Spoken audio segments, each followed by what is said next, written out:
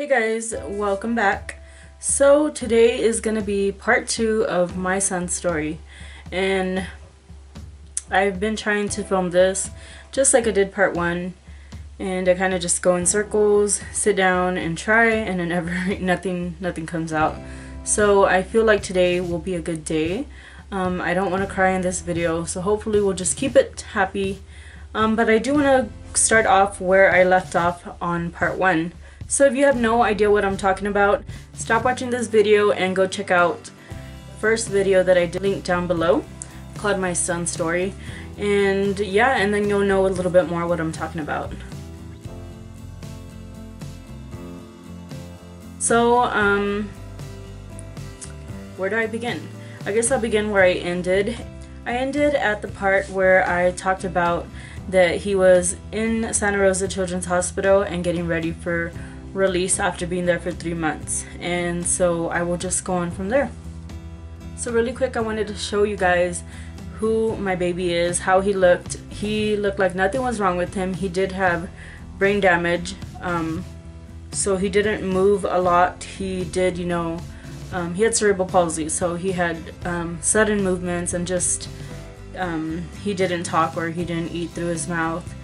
He ate through a feeding tube and all that stuff, so my computer screen would be dirty. But that is him right there. He's the cutest thing ever. I'm so proud to say he's my son. He's just so cute. That was a day of Halloween, and he had just came back from... Oh, my battery's dying. He had just got done trick-or-treating, and I just changed him, and he had a little tiger nose. And then this is just another picture of him. This one here is at his first birthday. Yeah, first birthday, and it was a Nemo party. He's just so cute. Look at that little face. Oh, he's just adorable. Like, I will never get over his little face. Just adorable. Like, the most sweetest baby ever. And I think my daughter looks like him. That's my little daughter, and that is him. That was a Christmas Day picture. Here's a bigger picture. Okay, so like I said, he was getting ready for discharge, and everything looked good. He had surgery to get a tubal, or not a tubal, I'm sorry, to get a tube so that he can eat through a feeding tube. And so I had him on a machine at home. Anyway, I was 19 years old, and bringing him home was so bittersweet because I wanted him home so bad, but yet I was so scared to take care of something so fragile. And he had the operation, and it wasn't that whole feeding tube. It was like, he didn't have the button, that's what it's called. He had more of a tube. I don't know, I don't really want to get into that. But so just taking care of him was just so worrisome. Like, I worried so much, and being 19 and never having a child, and it was difficult. It was a difficult time in my life. But so anyway, took him home. We lived with my ex's mother and father at the time, and so we stayed there, and I pretty much stayed in my room all day with him, talking to him, playing with him. I just took care of him. He needed 24-hour care, especially at the beginning, because he was just so fragile. He was little. He would not hold down food a lot. Like, there was just so many problems. But we were living in Texas, and I kind of didn't know what to do at that point. I was 19, I had just turned 20, and he was about to turn 6 months old, and we got a phone call from my aunt. I had never been out of the state, and we got a phone call, and she said, come live with us, there's jobs up here. And so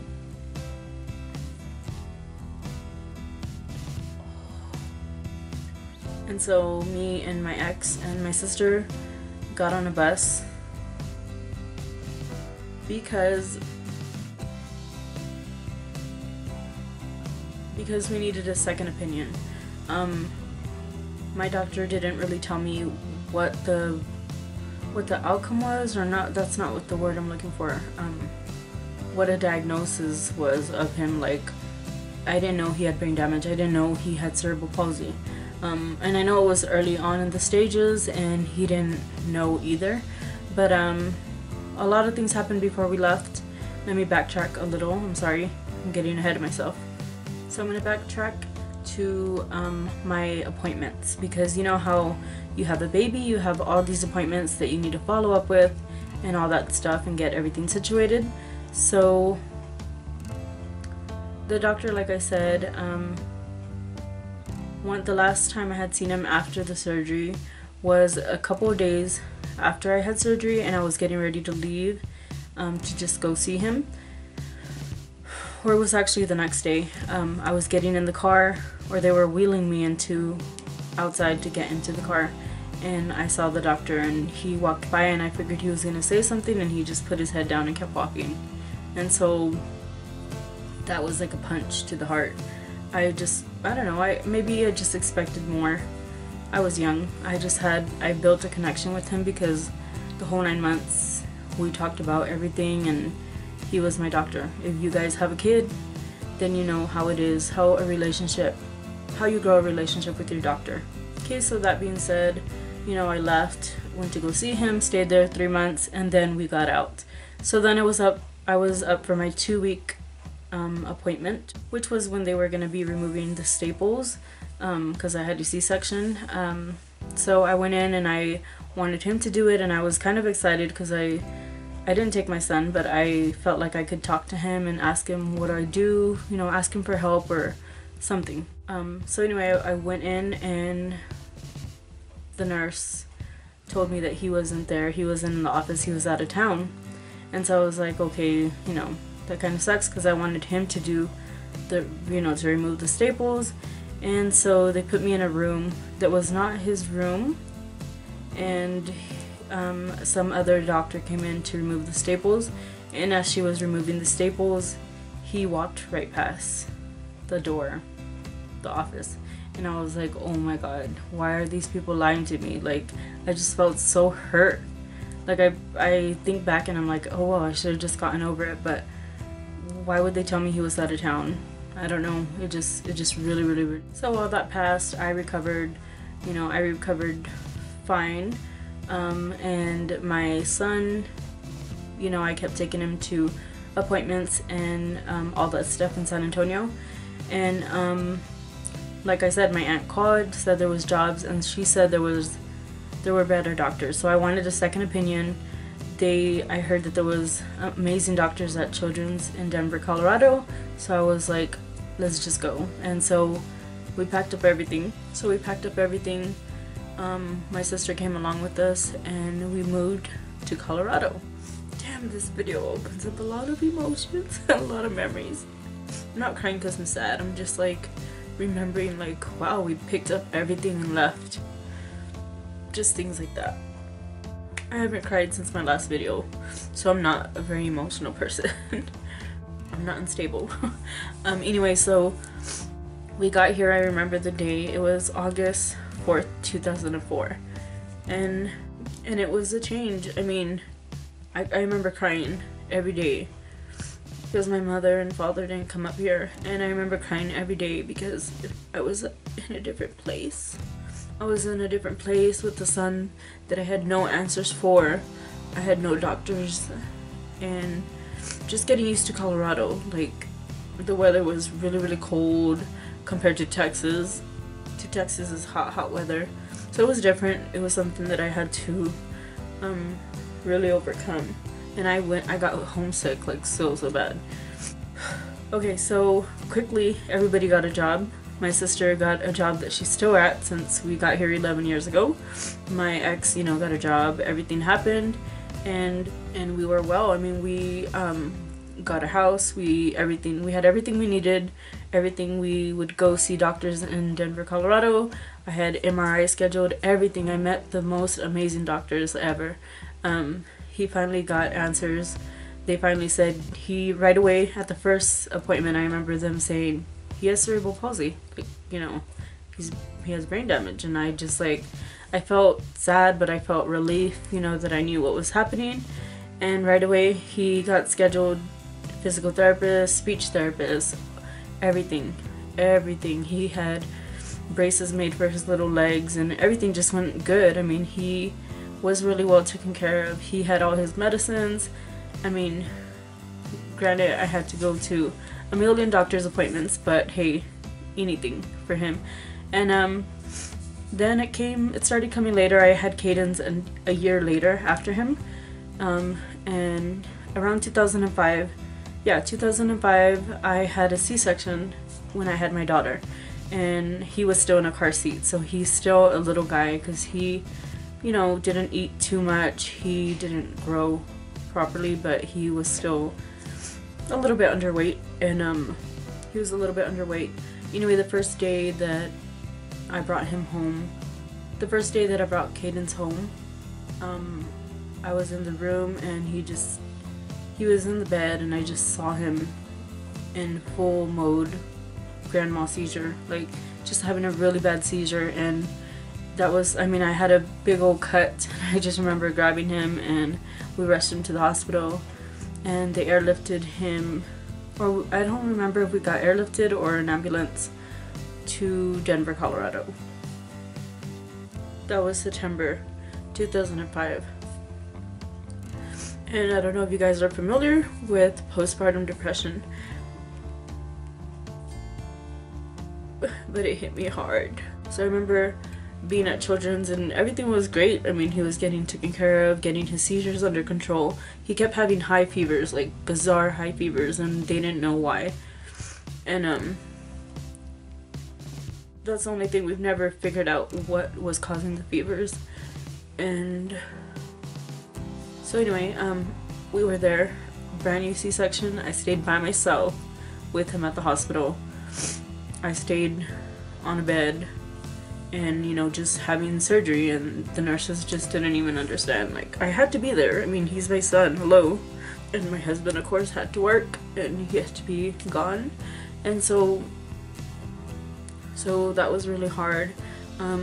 It came to a point, I think like 2 weeks, 3 weeks, a month later, I had a newborn at home, 2 hours away. And I remember my mom calling me saying, we're gonna bring Cadence up so you could see her, and I didn't want to see her.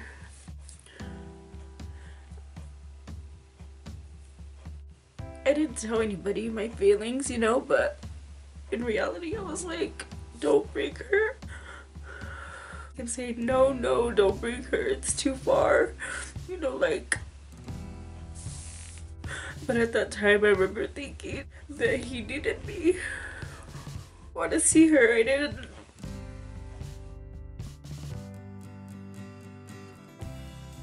I cry because it hurts thinking that about your own child. Sorry, I really wasn't gonna cry in this video, but I just remember thinking I don't want anything to do with her. He needs my full attention. I don't want anything to do with her. Those were my thoughts. Crazy, I know, crazy, and it's hurtful, and I remember it and I feel guilty, but I just wanted to be with my baby, you know.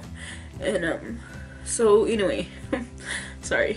Anyway, so once my mom did bring her, finally it came to the point where my mom brought her, saw her, and I couldn't let her go. Like, you know, I told myself, what was I thinking? Like, it was just a moment. I know it was just a moment. It was just a moment, and I got through it, thank God. And I remember just holding her for the first time, or second time, third time, fourth time, whatever, but I remember just thinking, like, she was so beautiful, and I just loved her to death. Like, all that bad feeling went away, you know, once I had her in my arms. So, okay, so then he got out of the hospital, and he still kept having fevers, but they went down a lot, and he was put on a medicine that would control his seizures. And at the time I was working at a group home, and I was taking care of other people with disabilities, and I had so much guilt working because I had to work. I had to help my husband, but we had it to where my mom was there and we all alternated. It was my mom, my ex, and me, and we would just take care of everything, take care of the kids, everything. And everything was great and life was perfect like it usually always is. And I mean, my mom, I owe her my life. Like, she helped me and I'm helping her now, and it's just the circle of life. But anyway, I was working at a group home and I was taking care of people, and I would sometimes stay 48 hours. I remember that day I had to stay 48 hours, or in those days. And anyway, I'll stop right there and backtrack a little, get more into the spiritual side. I've always believed in God, and I've always talked to him, and like I always felt like I had answers from him. I always felt that he answered me. I would just talk to him and just okay, so anyway, JJ was starting school. He was gonna be starting school, so we went and saw the teacher and everything and all that. And then one day I just had a spiritual like talk with God, and I went in my room and I remember thinking, you know, God, school's about to start. We went and saw the school, and I was like, don't take him if once he, I go, if you're gonna take him, you take him now. If you're not gonna take him, don't ever take him from me. Like, don't put him through that, and don't put him through meeting friends. And I don't know, it's just weird now that I think about it. It's like the thoughts that went through my head. I was 20 years old, 21, 22, and I mean, that was one thing that happened. And then one night, maybe a week before he passed away, I remember spending time with him because I was off of work, and I remember everybody was gone. I don't know where, even Cadence. I'm pretty sure my mom took her somewhere, and my husband maybe was at work. So I would just talk to God in my room and just, you know, ask him just things, you know. And I remember crying to him and saying that no kid should ever die without smiling, because this was the big thing of mine. My son could never smile because cerebral palsy controls your movements, so he never smiled. I had never seen him smile, and I was like, do not take him from me until I can see him smile. And I mean, I don't know, like, I don't know what, like, now that I'm saying it to you guys, I think in my head, like, what was I thinking? How was I asking? I don't know. I just don't even know.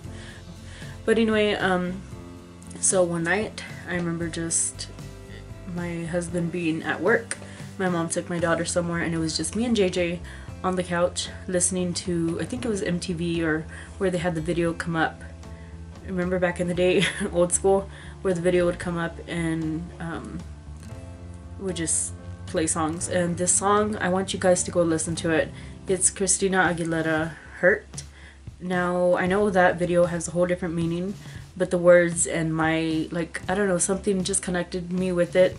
I was holding him, rocking him, and just playing with him, and that song came on, and I just started bawling, crying, and I felt like telling him sorry. And so, I mean, he couldn't speak back, but I remember just sitting there with him and telling him, I'm sorry for everything you're going through, and I know everything's gonna be okay. And, you know, just, I don't know, I just felt like saying sorry and that I would miss him. To me, I was saying my goodbyes. I don't know how crazy, I know it sounds crazy. I know it sounds really, really crazy. Like, right now I have peace that I did say goodbye because of that one night while I was holding him. And rocking him and just crying, he started giggling. He started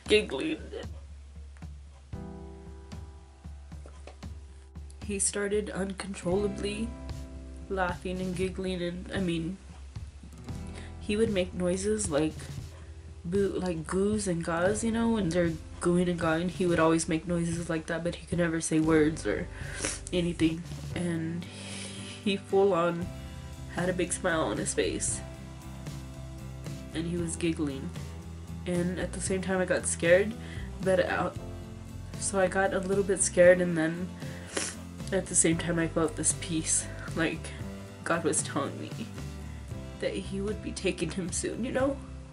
A bunch of you, I know, if you're not religious, you're really gonna just think I'm nuts, but it is what it is. Like, I honestly felt like I was able to say bye, and